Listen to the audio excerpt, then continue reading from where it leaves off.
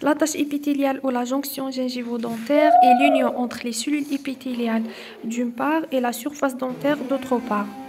Elle réalise une barrière physique et physiologique dont la cohésion conditionne l'intégrité du structure parodontale sous-jacente. Donc l'attache épithéliale permet l'union de la gencive sur la surface dentaire. Il se la gencive مع la dent. C'est ça la tâche. Donc elle permet l'adhésion et l'union de la gencive sur la dent, sur la surface dentaire, réalisant ainsi une barrière, donc une barrière qui empêche la pénétration des bactéries dans le parodonte profond. Donc ما تخليش les bactéries يدخلوا l'os, يدخلوا le sément, يدخلوا le desmodonte, d'accord? Constitué par un manchon épithélial qui sertit le collet des dents qui prolonge l'épithélium succulaire. Donc, la tâche épithéliale, elle va sertir le collet. Donc, donc elle est ici, elle est située ici, comme un collier qui prolonge l'épithélium succulaire. L'épithélium succulaire. L'épithélium succulaire ou l'épithélium qui constitue la paroi molle du sulcus. Le sulcus, هذا هو le sulcus, هذا هو الفارغ هذا entre la gencive et la dent est appelé le sulcus. Donc, l'épithélium, تاع sulcus, c'est l'épithélium succulaire. نعيطوا له épithélium succulaire ou bien l'épithélium criviculaire. Un autre point très important, c'est que la dent constitue le seul organe au niveau du corps humain qui présente cette caractéristique d'unir une surface qui est dure, l'émail, avec une surface mou, un tissu mou, qui est la gencive. En général, le tissu mou, il se tissu mou. Le tissu dur. Mais par contre, la dent présente cette caractéristique. Donc, cette union se fait grâce à un système d'attache dentaire qui se divise, donc avec deux parties, une attache épithéliale ou une attache conjonctive. Les deux sont appelées jonction gingivo-dentaire, donc la jonction entre la gencive et la dent. Elle est composée de deux attaches, attache épithéliale et attache conjonctive, c'est ce qu'on appelle l'espace biologique. Voilà l'espace biologique, il est d'environ 2,04 mm. Il est composé de l'attache épithéliale, environ 0,97 mm, et l'attache conjonctive, 1,07 mm. Donc, c'est quoi l'attache épithéliale? On a dit c'est l'union entre les cellules épithéliales et la surface dentaire. C'est une bande annulaire d'épithélium pavimenteux stratifié qui est bien sûr non kératinisé. Donc, il commence à partir du fond du sulcus jusqu'aux fibres les plus superficielles du desmodonte apicalement. Donc, elle se trouve au niveau du sulcus, à la limite entre la gencive libre et la gencive attachée. Donc, l'attache épithéliale commence au fond du sulcus. Le fond du sulcus correspond à la limite entre la gencive libre et la gencive attachée. La hauteur de l'attache épithéliale, standard, donc une hauteur standard de 0,97 mm, presque 1 mm. Pour l'attache conjonctive, elle est représentée par les fibres gingivales et desmodontales superficielles. Donc, elle est représentée par les fibres de collagène de la gencive et du desmodonte qui appliquent la gencive contre la surface dentaire. Donc, l'attache épithéliale est renforcée par ces fibres qui constituent l'attache conjonctive. Là, c'est de l'épithélium oral gingival. C'est un épithélium pavimenteux stratifié kératinisé qui forme les faces vestibulaires, linguales ou palatines des dents. Puis, on a l'épithélium succulaire qui forme le sulcus, la paroi molle du sulcus. Et enfin, on a l'épithélium jonctionnel qui commence à partir du fond du sulcus jusqu'aux fibres superficielles du desmodonte. Concernant la structure histologique, à partir de la dent vers le tissu conjonctif. Donc, l'attache épithéliale est composée de, premièrement, on peut trouver la cuticule dentaire. Deuxièmement, on va trouver une lame basale interne, après des hémidesmosomes qui relient la lame basale interne avec l'épithélium de jonction. Et après l'épithélium de jonction, on trouve une lame basale externe. Donc, elle comporte deux lames basales, interne et externe. On peut trouver un segment afibrillaire ou bien une bordure linéaire. On commence par la cuticule dentaire. Donc, la cuticule dentaire correspond à des glycoprotéines et des polysaccharides, se présente sous forme d'une mince couche, une fine couche interposée entre l'émail et les amyloblastes réduits. Donc, cette cuticule est sécrétée par les amyloblastes au moment de leur transformation en cellules épithéliales ou bien en cellules squameuses. Donc, pendant leur transformation en cellules épithéliales, elles sécrètent ces glycoprotéines qui forment cette couche, ce qu'on appelle la cuticule dentaire. Puis cette couche s'épaissit et se densifie, donc elle va augmenter en épaisseur et devient homogène avec un contour plus ou moins régulier, mais elle ne se minéralise jamais. Donc il n'y a pas de dépôt de minéral sur cette cuticule dentaire. Donc elle est composée seulement de glycoprotéines et des polysaccharides sans minéralisation.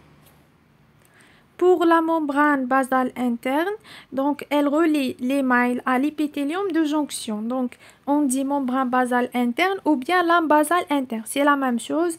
Donc elle va relier l'émail avec l'épithélium de jonction. Elle est constituée du lamina densa et du lamina lucida. Au regard de la dent, c'est la lamina densa. Au regard des cellules épithéliales, c'est la lamina lucida. Donc la lamina densa, c'est en regard de la surface dentaire où les fibres organiques de l'émail s'étendent jusqu'à la lamina densa. Donc elle est dense, c'est-à-dire elle est riche en fibres de collagène, surtout type 4. Et on a la lamina lucida, elle est face aux cellules épithéliales à laquelle elles sont rattachées par des hémidesmosomes. Donc les cellules épithéliales laissent à la lamina lucida grâce à des hémidesmosomes. Pour les hémidesmosomes, ce sont des excroissances situées sur la face interne des cellules épithéliales appelées plaques d'attache. Après les hémidesmosomes, on va trouver l'épithélium de jonction. On a dit que c'est un épithélium pavimenteux stratifié, non kératinisé, qui entoure le collet de la dent, qui est infiltré par des cellules immunitaires, des monocytes, des leucocytes, des polynucléaires, etc. Donc, il comporte trois zones, une zone basale, une zone médiane et une zone coronaire. Après l'épithélium de jonction, on va trouver une autre lame basale, ce qu'on appelle la lame basale externe. Donc, c'est comme la lame basale interne, donc elle est composée d'une lamina lucida sur laquelle s'implantent les hémidesmosomes issus de cellules épithéliales et une lamina densa. Mais par contre, cette lame basale externe sépare l'épithélium de jonction de tissus conjonctifs sous-jacents. Voilà, cette illustration montre très bien les composants de la tache épithéliale. Donc, on commence par l'émail, elle est ici, donc la surface amillaire. Après l'émail, on peut trouver ce qu'on appelle la cuticule dentaire, qui est sécrétée par les amyloblastes au moment de leur transformation en cellules épithéliales, qui est composée essentiellement de glycoprotéines et des mycopolysaccharides, des sucres. Okay?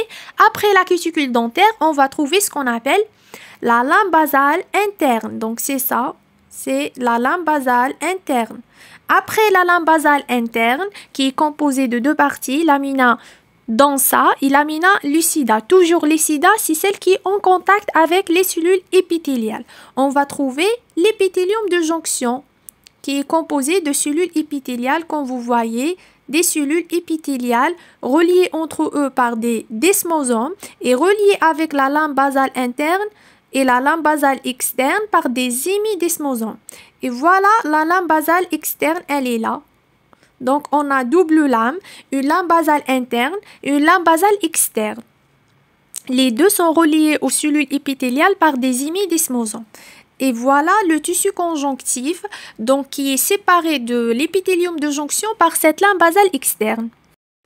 Et sans oublier les fibres gingivales qui constituent la tache conjonctive.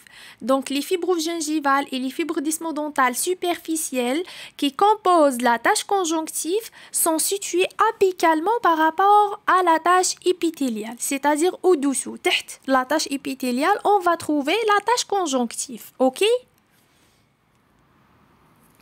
On parle maintenant de la migration physiologique de l'attache épithéliale. Donc, il faut savoir que l'attache épithéliale n'est pas statique, elle est dynamique. Elle va changer de position au fur et à mesure du changement de l'âge. Donc, comme vous voyez l'image en A, c'est après l'éruption complète de la couronne, l'épithélium de jonction est situé au niveau de l'émail.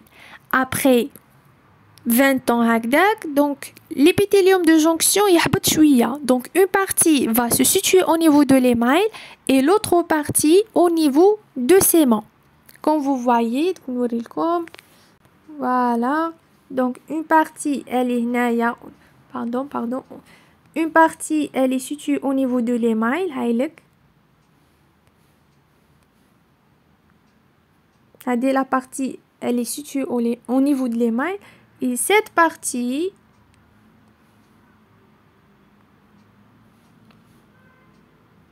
elle est située au niveau de sément. Par contre, au moment après l'éruption complète de la couronne, elle se situe complètement sur l'émail. Donc, laissera gaffe l'émail. En بعد مع الوقت sera là une migration apicale. Après, entre 25 et 45 ans, donc l'attache épithéliale aussi, elle migre en direction apicale, donc elle va se situer au niveau de sément cervical, c'est-à-dire au niveau de la jonction amylo-sémentaire. Et dans ce cas, la couronne clinique égale à la couronne anatomique. Et après 45 ans, elle va se situer carrément au niveau de sément plus apicalement suite à la dénudation radiculaire. D'accord ? Donc, c'est ça. Donc, l'attache épithéliale, elle n'est pas stable, elle n'est pas statique, elle bouge. Donc, elle va migrer en direction apicale au fur et à mesure de l'augmentation de l'âge. OK? Une caractéristique très importante de l'attache épithéliale, c'est le turnover, ou bien le renouvellement cellulaire. Donc, les cellules de l'attache épithélio-conjonctive ont un temps de renouvellement le plus rapide de l'organisme. Donc, elles sont très très rapides. 4 à 6 jours, il y a un renouvellement des cellules. Concernant la cuticule dentaire, donc un point très important, c'est que elle agit comme une colle biologique qui m'elska, donc elle permet de coller la gencive sur la dent. Dernier point, c'est les potentiels de défense de l'attache épithéliale. Donc, elle est assurée par la perméabilité de l'attache. Donc, l'attache, elle est perméable. Permet le passage des ions et des cellules de défense qui transitent du tissu conjonctif vers le sulcus. Donc, on a dit que l'attache épithéliale, elle est perméable aux cellules immunitaires. On va trouver des lymphocytes, des polynucléaires, des neutrophiles, etc.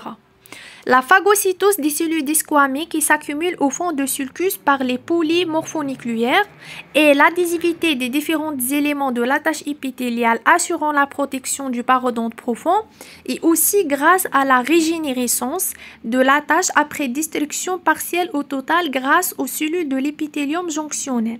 La régénérescence, c'est-à-dire réformation de l'attache épithéliale. Donc, comme conclusion, l'attache épithéliale représente non seulement le système d'attache de la dent au tissu, mais surtout une barrière de protection. Donc, elle va protéger le parodonte profond contre toute agression microbienne. Cependant, cette barrière est à la fois fragile et solide. Toute altération de cette dernière constituera le début de la maladie parodontale.